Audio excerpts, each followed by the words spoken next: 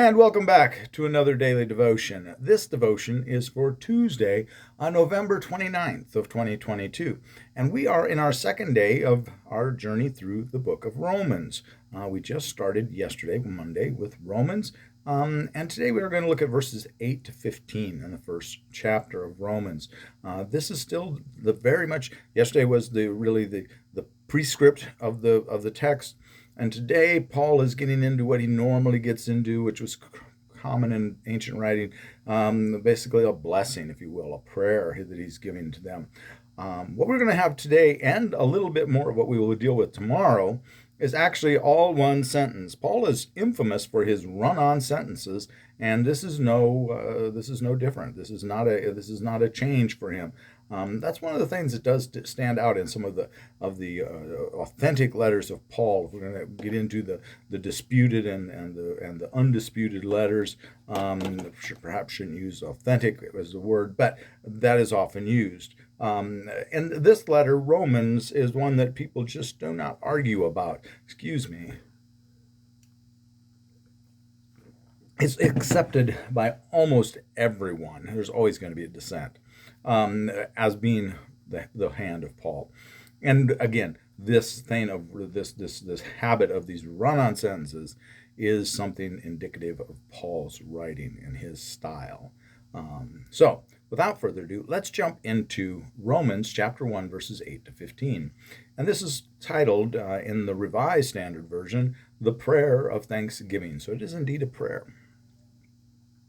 First, I thank my God through Jesus Christ for all of you, because your faith is proclaimed in all the world. For God is my witness, whom I serve with my spirit in the gospel of his Son, that without ceasing I mention you always in my prayers, asking that somehow by God's will I may now at last succeed in coming to you. For I long to see you, that I may impart to you some spiritual gift to strengthen you. That is, that we may be mutually encouraged by each other's faith, both yours and mine. I want you to know, brethren, that I have often intended to come to you, but thus far have been prevented, in order that I may reap some harvest among you, as well as among the rest of the Gentiles. I am under obligations both to Greeks and to barbarians, both to the wise and to the foolish. So I am eager to preach the gospel to you also who are in Rome. Okay, now remember, we mentioned yesterday that Paul didn't start the church in Rome. We don't know who started the church in Rome.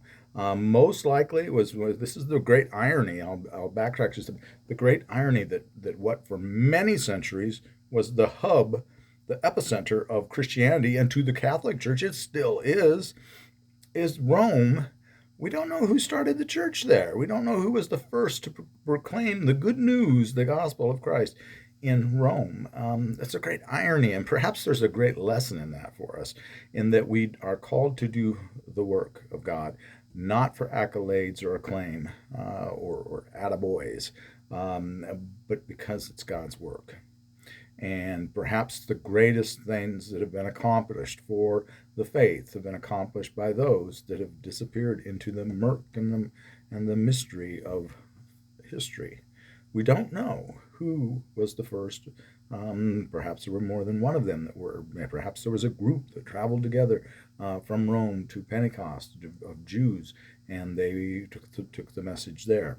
And remember that we've talked about that yesterday, that this church is a church of both Jews and Gentiles, and part of what Paul is doing is trying to mend this rift that came when Claudius exiled the Jews from town, and when they came back, the Gentiles had kind of taken over, so to say, and perhaps some of them were thinking, hey, maybe the Jews aren't that great a thing, and maybe the emperor has a bit of something right on the ball on that. We don't really know.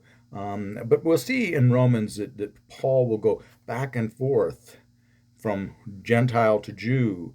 And it's almost, to me, and I would use an illustration of knitting or a loom, that you're creating this cloth out of this movement back and forth.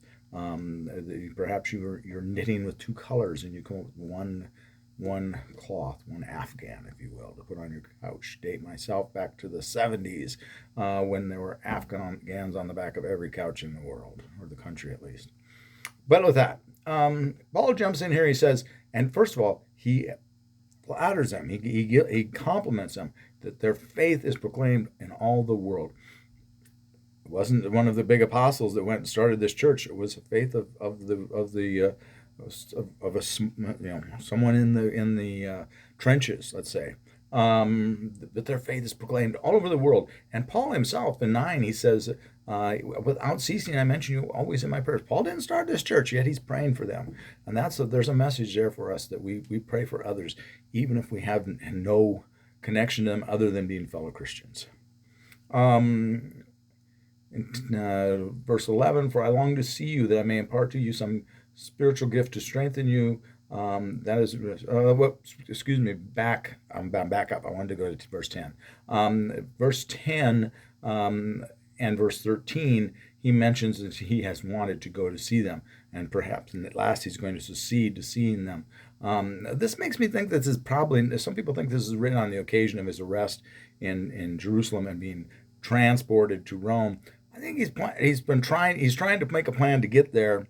He ultimately does get there, as we know, and we talked about in Acts, when he's been arrested and taken to Rome. He ends up being killed there, executed.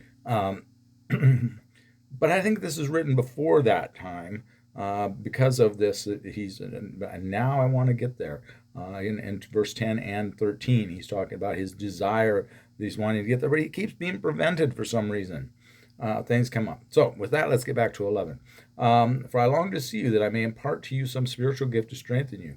That is, that we may be mutually encouraged by each other's faith, both yours and mine. That's verse 11 and 12. I'm sorry. Here it's interesting. He's telling them he wants to come to strengthen them, but he's also saying, you're going to strengthen me. It's going to be iron sharpens iron. It's not going to be a one-way event. It's not all about me giving to you. You're going to give back to me. And I can tell you, as a pastor, that's part of, there are times when folks will try your faith as a pastor. I will back up and say that. But most of the time, you don't know about that your witness to me is stronger than my witness to you. That is very often the case. But there, again, are those, just like for you all, there are those that will try your faith. And with that, he comes in and talks about the Greeks and the barbarians, the wise and the foolish.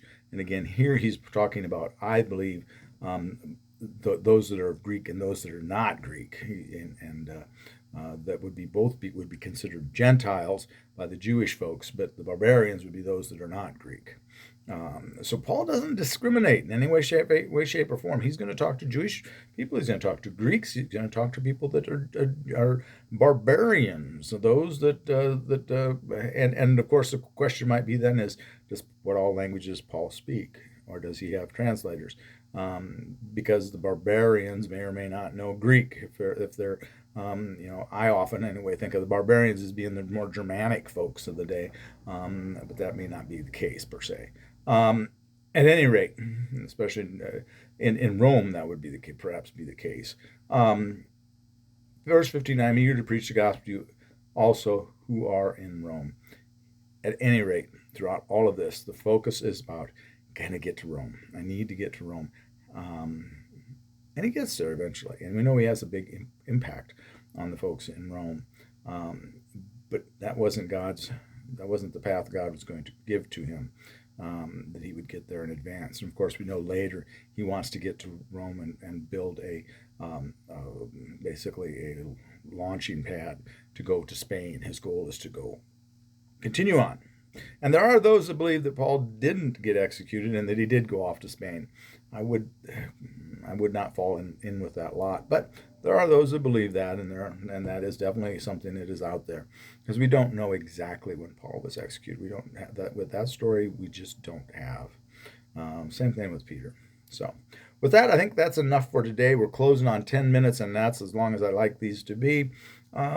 Please, if you like the videos, if you gain anything from this, like and subscribe. Leave a nice message below. We'd love to hear from you, or share. Feel free to share the videos. Can't talk today. Need more coffee. But we'd love to have you back. So with that, have a blessed day, and please, please, please be a blessing to someone today. hopefully we'll see you tomorrow. God bless.